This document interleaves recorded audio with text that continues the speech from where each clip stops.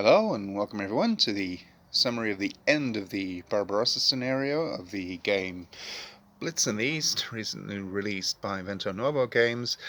And, well, a couple of things, and I'll, of course, I'll also tell you the final result and small deliberation on the scenario. Something else the Russians did to keep the Finns and the Axis forces as a whole off balance is to move this unit to 4 into this position so as to block supply. Now this is something the Finns can easily restore by retreating this unit over here, but that's, taking the Finns even further away from Leningrad defending their own capital. So I guess that is something the Russians can definitely do to help out Leningrad. Over here, one battle actually took place.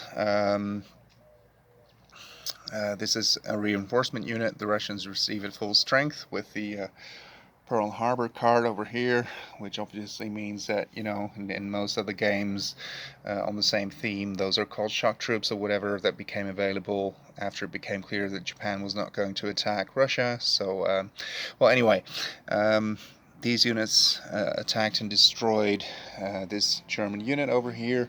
It wasn't strictly necessary, I suppose, but I just really wanted to make sure that these two German units, which ones are they, I believe, well, two Panzer armies at least, one of them even a Blitz capable one, would never make it out of Moscow. The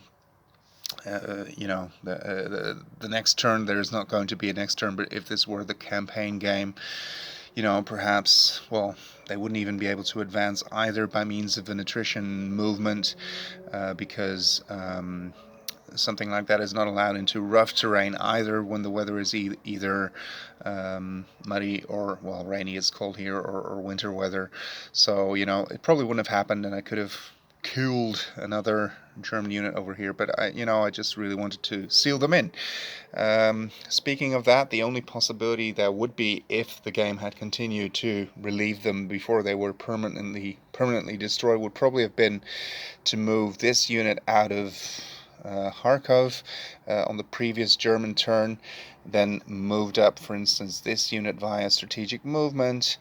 And no, that wouldn't really be an option either, because once you've moved strategically, you cannot again, well, yeah, of course you can use ground movement, I suppose. So if this unit had moved out, this unit had moved strategically over here, and then ground movement 2, 4, 6. And why am I saying 6? Because in snowy weather, each clear hex costs 2 movement points. That would have brought them adjacent to they would have gone this way, 2, 4, 6, and that would have brought them adjacent to Tula. Of course, they would have had to deal with this particular unit as well, which actually used attrition movement and claimed this hex from the Italian army over here.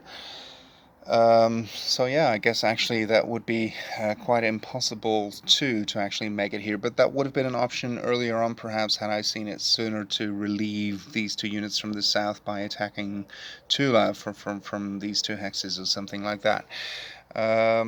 Yeah, what else? Well, another attritional movement that would have been possible, and basically the only one, because again, that is not possible into heavy terrain, never, and not into rough terrain either, if the weather is snowy or rainy. So the only other possibility really would have been to move this unit out of Sevastopol and claim this hex, but that would have left Sevastopol right open during the next German phase to move into Sevastopol, so that is obviously not something you want to do. Now the final score is, as you can see here, 20 points for the Axis. They needed one more and they would have achieved victory.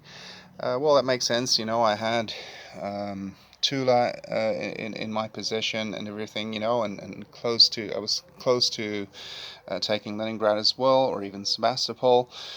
Of course, it does feel a bit odd that the Germans claimed a victory, but I couldn't find anywhere that out-of-supply units don't count towards determining victory.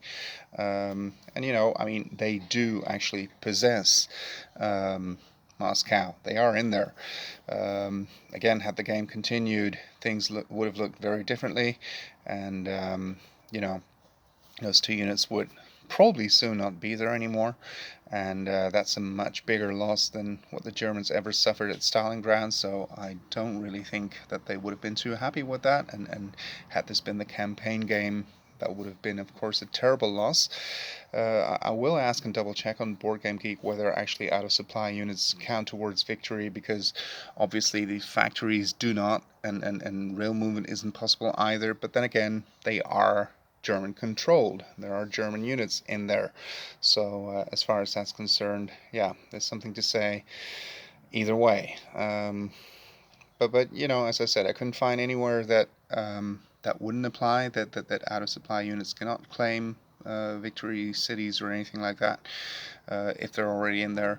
So I would say that counts. So that concludes the scenario. Thank you very much for watching, and see you on the next one.